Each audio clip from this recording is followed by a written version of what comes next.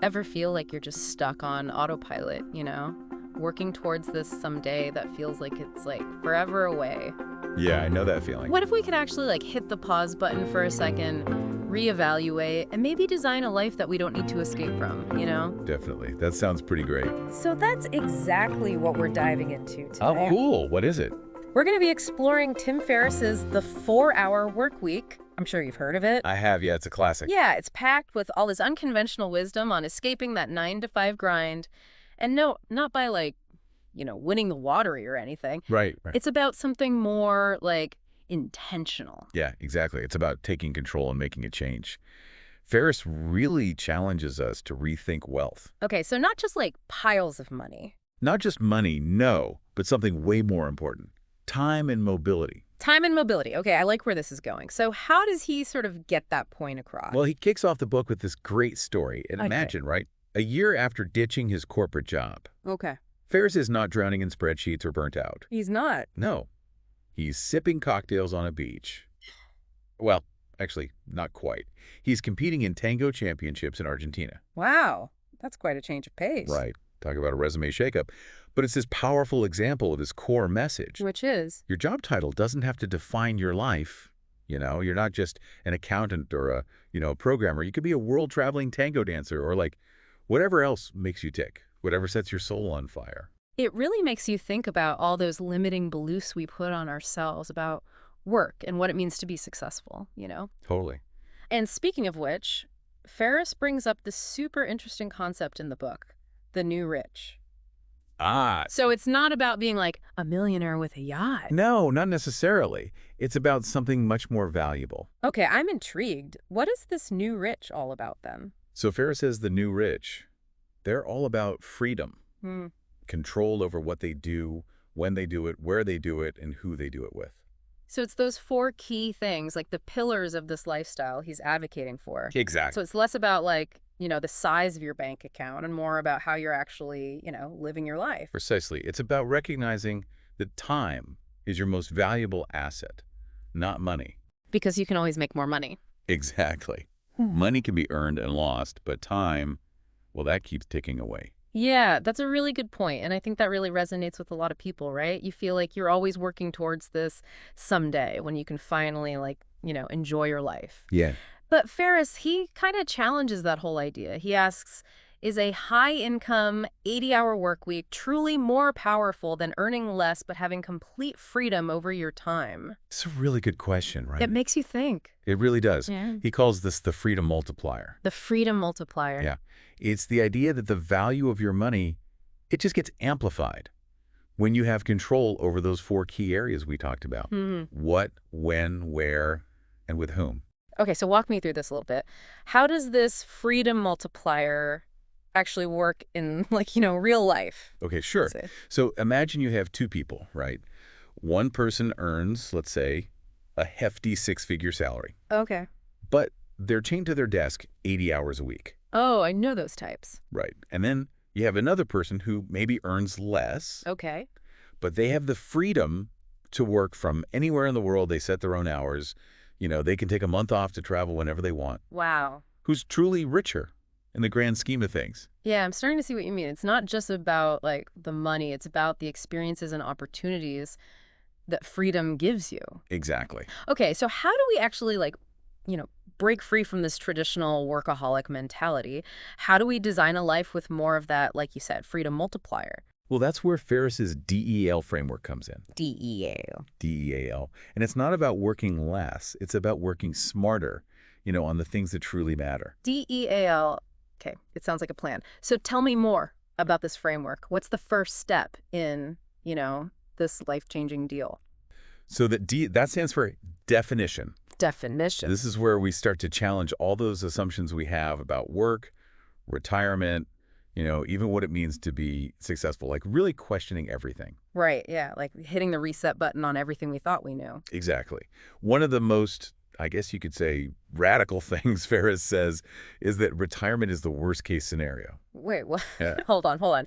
Before everyone starts panicking. Right. He's not saying we shouldn't enjoy, our golden years or anything, right? No, not at all. He just wants us to rethink that whole like you work until you drop kind of thing. Okay, so what's he suggesting instead? He's saying, like, what if instead of putting off all the fun stuff until we're, like too old to enjoy it, we build what he calls mini retirements into our lives now. Mini retirements, okay. Yeah, so imagine taking a month off every year to, like, I don't know, pursue a passion project, travel the world, or even just like recharge and reconnect with what brings you joy. So it's like sprinkling those retirement perks throughout our lives instead of just like one big bang at the end. Exactly, and that leads us to the E, which stands for elimination. Elimination, okay. This stage is all about being ruthless, identifying and getting rid of all those time-wasting activities that drain our energy and steal our freedom. Oh man, this is where I need the most help, I think. Right. Because it's like you're constantly bogged down by all this busy work, and it's like, where do you even begin with this whole like elimination thing? Now, it can feel really overwhelming, but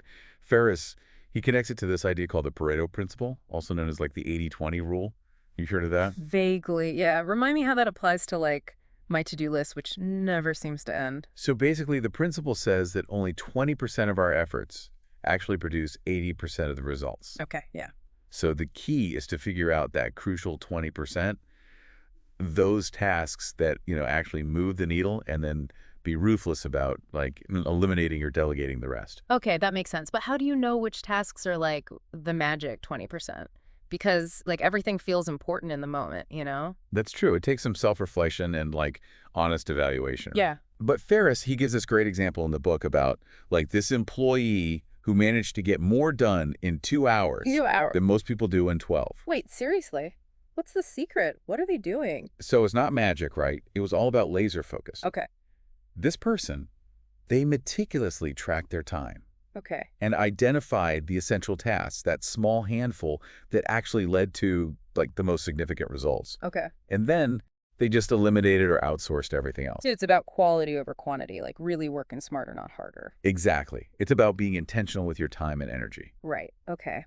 So we've defined our ideal life. We're like well on our way to getting rid of all those time-wasting tasks. What's next?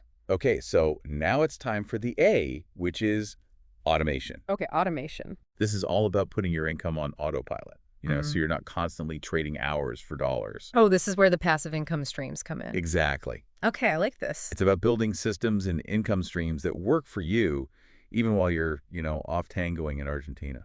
That sounds amazing, but how do you actually like make that happen? That seems kind of like far-fetched, you know? No, it's possible. Hmm.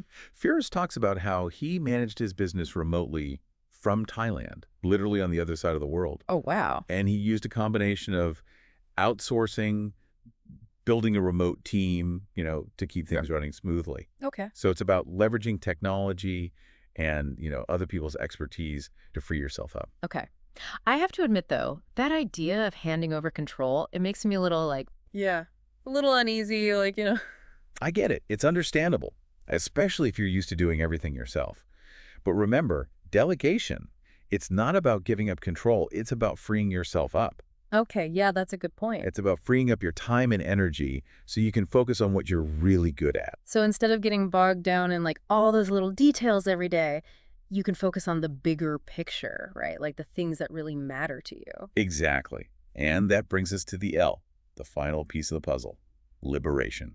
Ooh, liberation. Okay, I like that. So are we talking about selling all of our belongings and like buying a one-way ticket and living out of a backpack? I mean, it could be that for some people, right? But at its core, liberation is about breaking free from this idea that we have to be tied to a single location. Okay, yeah. It's about designing a life where you have the flexibility and mobility to live and work from anywhere in the world. So it's not necessarily just about like, cheap travel or anything like that. It's more about just having like more options, more freedom in your life. Right? Exactly. Yeah. It's about designing the life you want, not just accepting the one you were given. I like that. And, Ferriss, he tells this great story in the book about a woman who literally sailed around the world with her family. Wow. And yes, that included her kid. With kids. With kids. That sounds incredible, but also like logistically really challenging. And that's the whole point.